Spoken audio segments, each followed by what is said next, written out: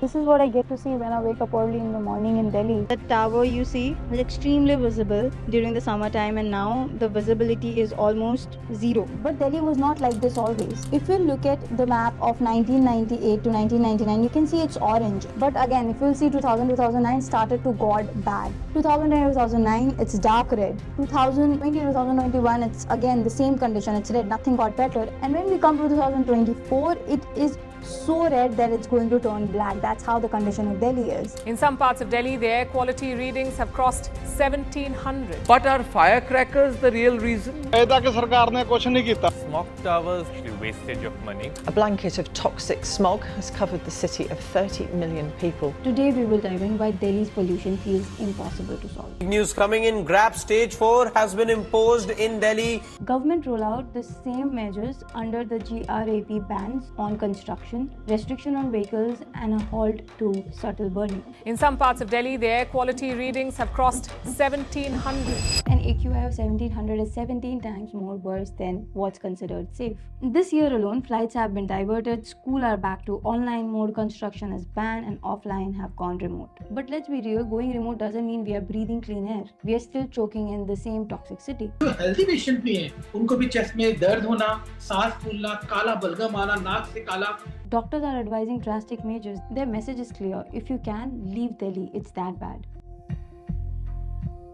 Now guess what? Who breathes better? The VIPs in Lutyens, Delhi. While most of the Delhiites choke on the air quality of 1700, here the air quality is around 500.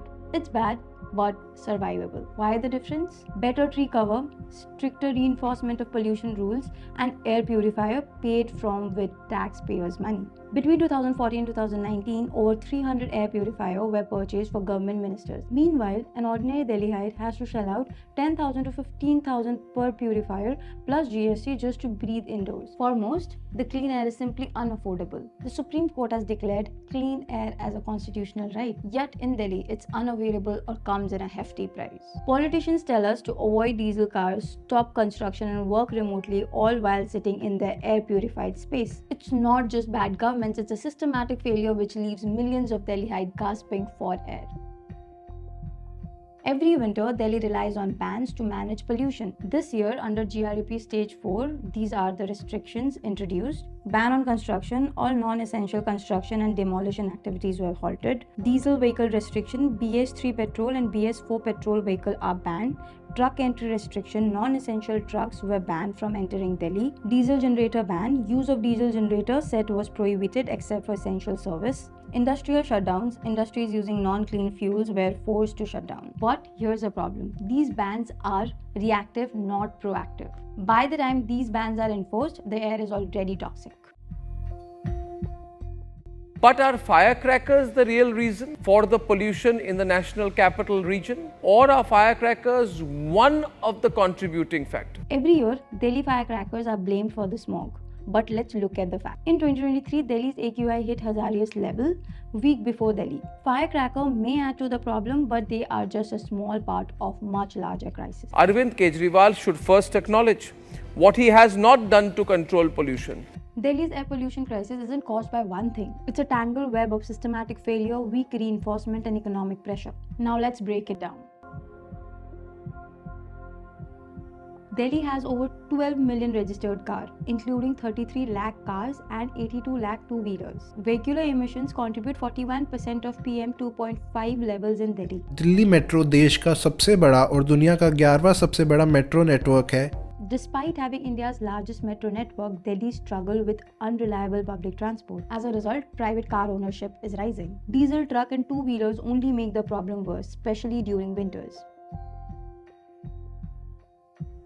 किसान ਅੱਗ ਖੁਸ਼ੀਆਂ ਨਹੀਂ ਲਾਉਂਦਾ ਤੇ ਪ੍ਰਦੂਸ਼ਣ ਫੈਲਾਵੇ ਇਹ ਮਜਬੂਰੀ ਨਾਲ ਅੱਗ ਲਾਉਣੀ ਪੈਂਦੀ. Farmers in Punjab and Haryana burn 35 million tons of crop residue every October and November. Stubble burning contribute up to 35% of Delhi's winter PM 2.5 level. Farmers have just 15 to 20 days between harvesting rice and planting wheat. Burning is the fastest and cheapest way to clear the field. ਨਹੀਂ ਜੀ ਪਰਾਲੀ ਨੂੰ ਚੱਕਣ ਦਾ ਕੋਈ ਪ੍ਰਬੰਧ ਨਹੀਂ, ਨਾ ਤਾਂ ਕੋਈ ਕਿਸਾਨ ਕੋਲੇ ਆ ਤੇ ਨਾ ਹੀ ਕੋਈ ਸਾਡੇ ਕੋਲੇ ਬੇਲਰ ਇਕੱਠਾ ਬਣਾਉਣ ਵਾਲਾ। Yes, of course, government has provided machineries and subsidies to these farmers, but subsidies for alternatives like happy seeder often don't reach them on time. In 2021, only 500 crore of promised 1500 crore subsidy was distributed on time. ਅਜੇ ਤੱਕ ਸਰਕਾਰ ਨੇ ਕੁਝ ਨਹੀਂ ਕੀਤਾ। This 24-meter high tower structure in the heart of Delhi is supposed to filter out toxic matter in the air.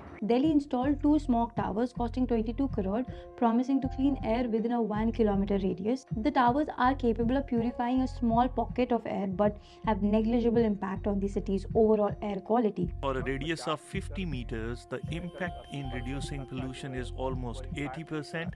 These towers were touted as technological breakthrough, but their actual contribution is minimal. Smog towers are not effective at all. This is actually wastage of money. They are only able to reduce 10% of the pollution at 100 meter distance from them. These towers might look fancy, but they are just a PR move more than a real solution. Rather than focusing on these symbolic projects, we need to focus on large-scale interventions. Construction and dust contributes 30% of Delhi's winter PM10 level.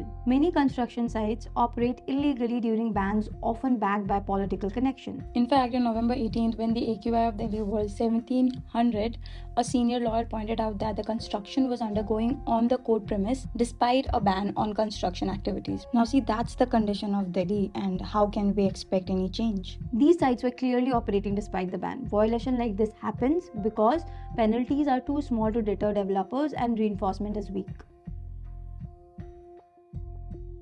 Now, something which is not in our control is the geography of Delhi, which also contributes to Delhi's air pollution. During the winters, low wind speed and temperature inversion trap pollutants close to the ground. Even if emission is stopped tomorrow, Delhi's geography ensures that smog would still linger during winter season.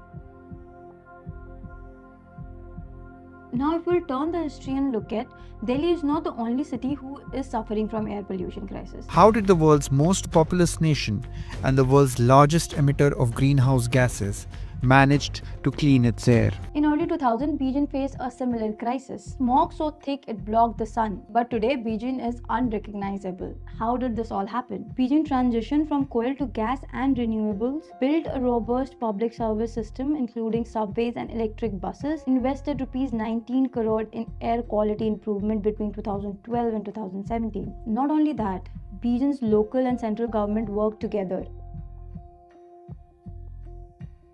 अरे corruption के ऊपर आप Dettol से मुंह साफ कर दो भैया कांग्रेस वाले. In contrast, Delhi struggle with blame games between state and agencies. Arvind Kejriwal today says हमें firecrackers पर बैन कर देनी चाहिए. But in 2021, 3 years back, Arvind Kejriwal blamed Punjab for Delhi's pollution.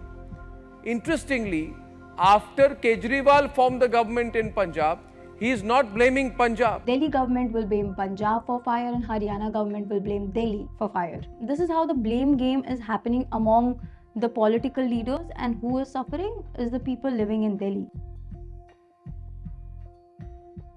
We as Delhi people need better rules and better governments and better reinforcement of the rules. To make real progress, Delhi needs real contribution, not competition. There is so much more to do rather than just doing bans, and this is the topic that needs to be discussed every day, not once in a year. It's not that we don't have solution in hand. We have case studies from Beijing as well. Why aren't we using that? The real change is only going to come by creating alternatives, investing in good infrastructure, and ensuring everyone from the government to the citizens are working together towards it.